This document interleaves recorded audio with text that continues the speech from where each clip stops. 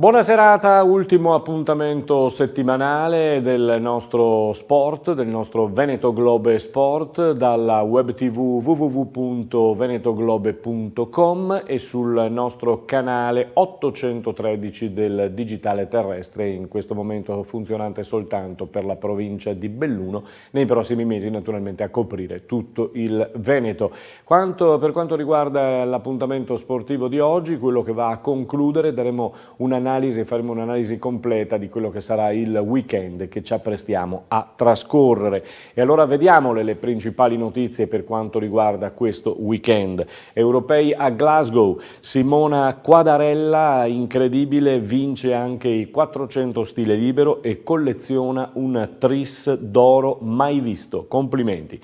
In trionfo vanno anche la veneta Panziera, complimenti anche a lei perché è stata veramente grande in questi europei, e a Codia, 22 medaglie, insomma è stata un'ultima giornata, tra l'altro con 3 ori e 2 bronzi.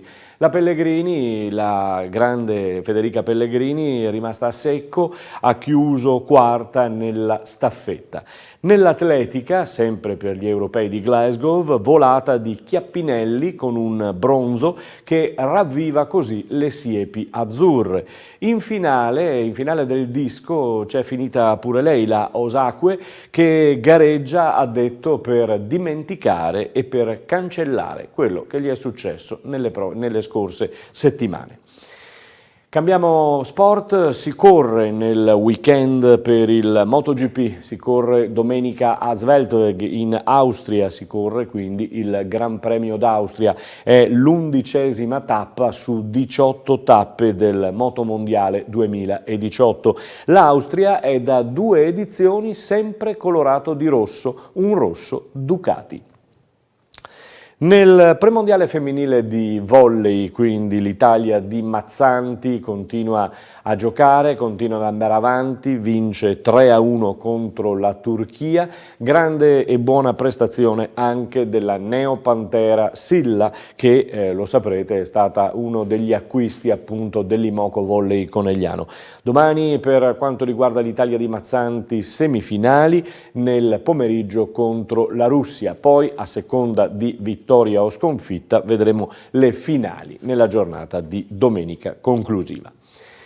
Passiamo subito al calcio, un calciomercato che è concentrato ancora una volta alla grande sul colpo che potrebbe essere quello dopo CR7, quello più importante, ovvero di Modric dal Real Madrid all'Inter. L'Inter lo vuole, oggi Modric parlerà con Florentino Perez, il presidente del Real Madrid, c'è chi dice che ha fatto tutto ciò per vedersi rialzare l'ingaggio, oppure staremo a vedere se è realmente stanco di Madrid e del Real.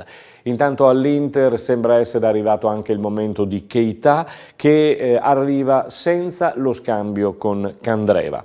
Il Milan domani gioca contro il Real Madrid, è un incrocio in pratica tra le milanesi e il Real, e ci sarà l'esordio del Pipita di Higuaín, che farà l'esordio con la maglia numero 9 appunto del Milan, mentre Kalinic è passato definitivamente all'Atletico Madrid del Cholo, mentre Andrea Silva è quasi, perché ancora non c'è l'ufficialità, è quasi un giocatore del Siviglia, sempre squadra spagnola.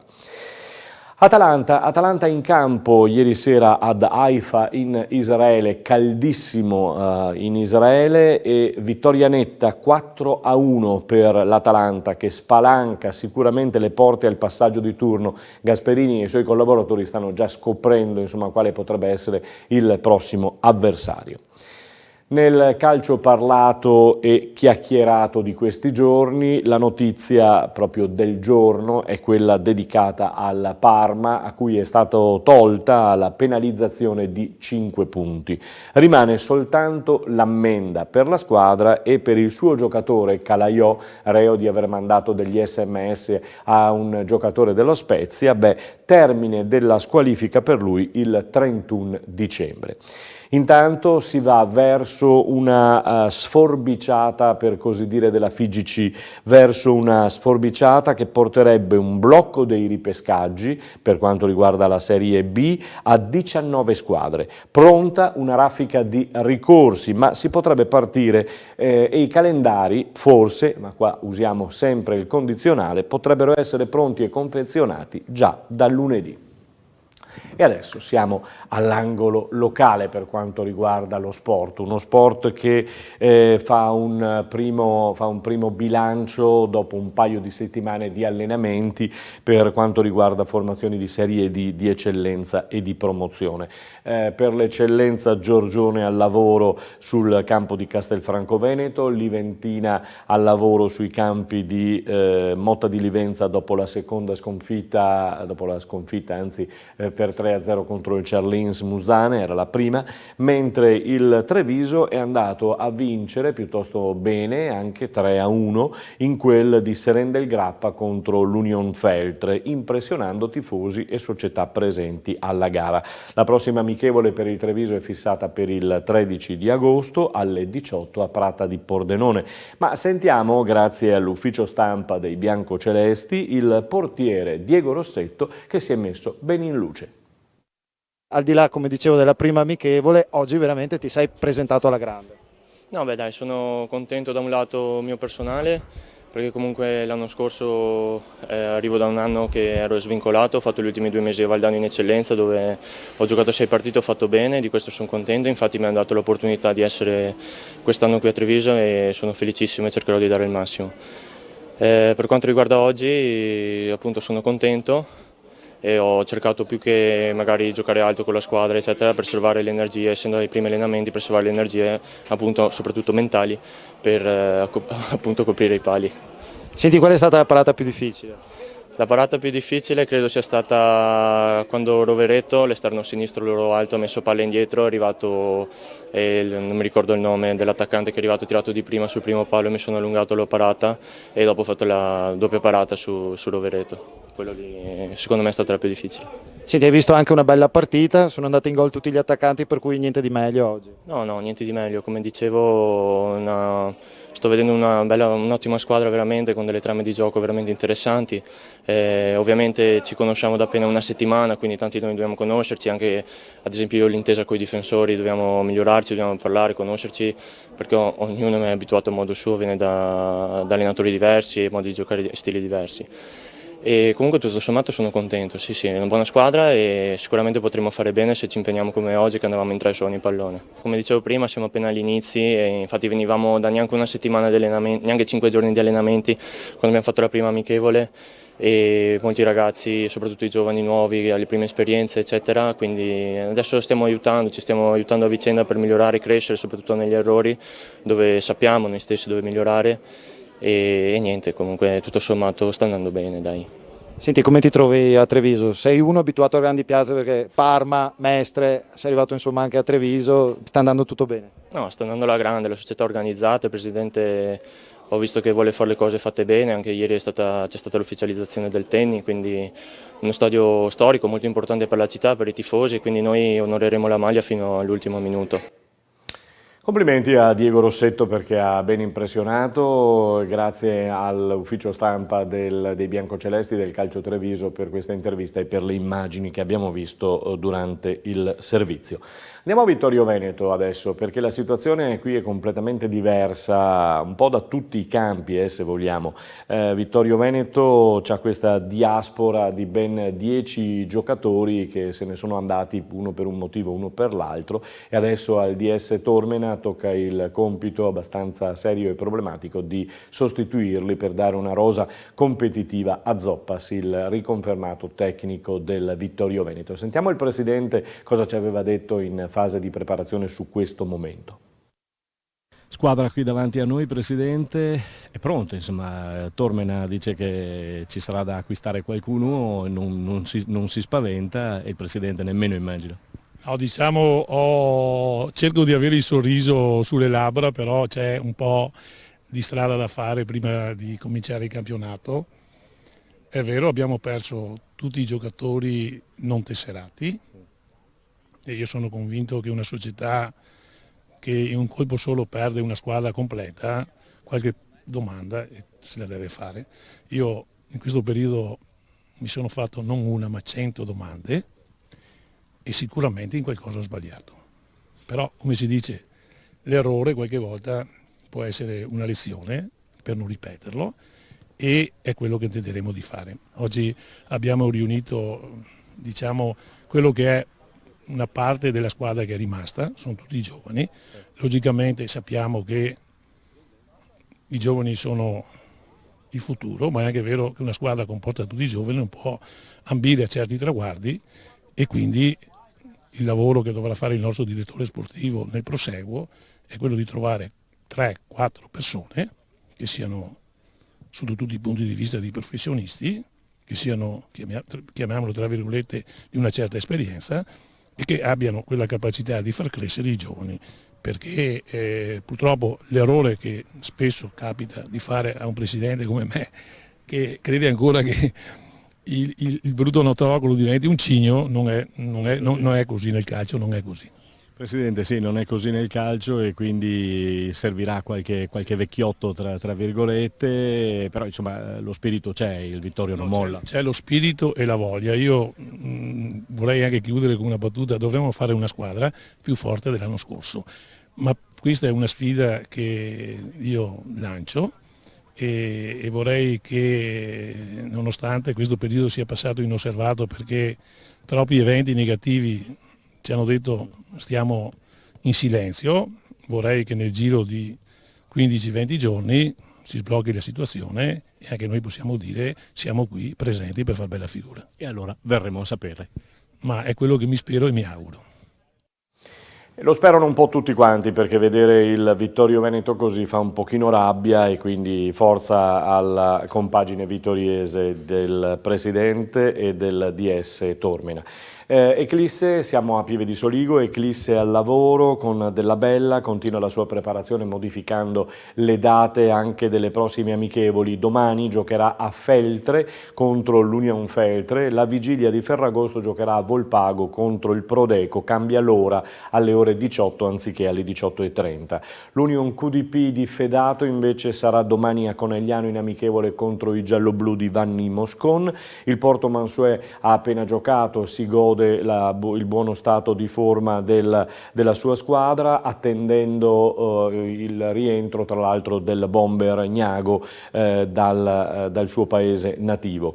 Union Pro Nervesa Istrana al lavoro pure loro. L'Istrana è andata in campo ieri, la sua prima amichevole l'ha disputata contro il Montebelluna che ha vinto per 2-1. La compagine di Checco Feltrin ha ufficializzato poi tra l'altro anche prima della gara un nuovo acquisto per il Montebelluna, si chiama Federico Del Colle, classe 90, proviene dalla Correggese. Il Montebelluna tornerà domani in campo contro il Martellago a Martellago alle 18, mentre l'Istrana giocherà alle 17:30 sul campo della Robeganese Salzano. Per quanto riguarda il calcio è tutto, nel weekend, in questo weekend si muoveranno un po' tutte le squadre, quindi avremo soltanto l'imbarazzo della scelta poi lunedì di raccontarvi quello che è successo. Si raduna domani alla Ghirada la nazionale femminile di pallacanestro. Per alcuni giorni le azzurre si prepareranno per la qualificazione del prossimo Eurobasket, un obiettivo importantissimo per l'Italia. Marco Crespi, che è il coach della formazione della nazionale femminile di pallacanestro, ha convocato 19 atlete, tra cui la trevigiana Sottana, che ancora comunque non è arrivata a Treviso. Rimaniamo sempre per quanto riguarda gli altri sport, dal basket al rugby, e allora riposo finito per il rugby della Benetton, che dopo le sedute in altura a Calalzo ha ripreso ad allenarsi da lunedì scorso alla Ghirada.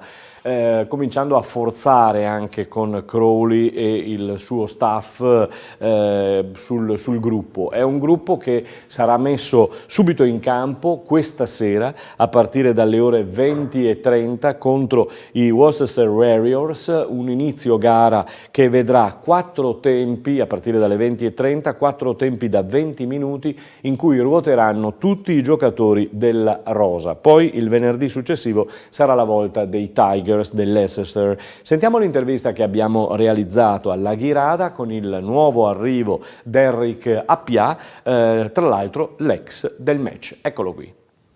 Okay, ciao, piacere Derrick, sono un pilone nuovo, questo acquisto della Benetton e niente, trovarmi qua è una bella esperienza, comunque conoscevo molti giocatori che giocavano con me negli anni passati e tutto. E come squadra stiamo crescendo e c'è un sacco di giovani e un bel club, diciamo. Come sta andando questa prima parte di preparazione, seconda parte ormai di preparazione, perché dopo aver lavorato in altura siete ritornati al caldo? Bene, bene, intenso, però bene, c'è tanta voglia di giocare, tanta voglia di dimostrare. Noi siamo un gruppo, diciamo, dopo siamo andati a Callazzo, siamo un gruppo che sta crescendo, siamo più squadra adesso e speriamo bene per gli amichevoli. Si è lavorato molto sul fatto di essere gruppo. Quali sono le ambizioni del gruppo e quali sono le tue ambizioni? Ambizioni del gruppo, diciamo, come dicevo prima, di giocare come squadra, uniti, essere proprio una squadra vera e quindi si sta creando questo come squadra. E le mie ambizioni intanto di giocare e spero un giorno di indossare la maglia azzurra, questi qua sono i miei sogni. Ecco, Derrick, si ritorna a fare sul serio, c'è tra l'altro la prima amichevole, tra l'altro una squadra che conosci. Sì, si gioca venerdì contro il Worcester, la mia ex squadra, e sono un club bellissimo, sono stato benissimo 2 anni là e c'è tanta voglia di giocare, tanta voglia di dimostrare. Tu hai avuto una lunga esperienza all'estero tra le diverse squadre, qual è la differenza che hai potuto trovare? Diciamo non sono tantissime differenze perché alla fine diciamo Treviso sta facendo i club che giocavo io all'estero sono più simili. Quindi si sta internazionalizzando, diciamo. Sì, c'è tanta positività e quello che c'è su in Inghilterra che loro non sono negativi, se si sbaglia e fanno un'altra, infatti questo qua ci stiamo lavorando su questo e quindi mi sembra simile, sì. Quindi arriva la prima amichevole, Crowley ha spinto un po' sull'acceleratore perché vi sta torchiando, come arrivate a questa prima partita? Adesso abbiamo fatto fitness, quindi arriviamo abbastanza freschi, quindi vediamo come va. In bocca al lupo, Derrick. Crepi, grazie. Ciao. Derrick Appiah, ex del match, questa sera ore 20:30 Monigo per la prima uscita del Benetton Rugby, 4 tempi da 20 minuti, arbitra una sicurezza, Mitrea, e quindi tutto è pronto per iniziare, diciamo, la nuova stagione del Benetton Rugby che inizia con la prima di queste 3 partite, Leicester tra una quindicina di giorni e poi le Zebre, anzi una quindicina di giorni, venerdì prossimo Leicester e poi le Zebre tra una quindicina di giorni. Bene, tra poco dovremo vedere, eccole qui, delle immagini che arrivano direttamente da Zelteveg, perché il nostro inviato Gianfranco Cestin si trova appunto a Zelteveg per il Gran Premio, mi pare siano le corse delle 125 che possiamo vedere in pista, ma naturalmente gli occhi sono puntati, come dicevo in apertura, sul Gran Premio e sulla Ducati, visto che da tradizione per 2 volte oramai il rosso della Ducati ha colorato Zelteveg nelle scorse edizioni. Abbiamo concluso il nostro appuntamento con l'informazione sportiva. Mirko Villanova in studio vi ringrazia per l'ascolto, ci risentiamo lunedì con tanti avvenimenti sportivi che saranno da noi seguiti nel weekend. A tutti voi buona giornata.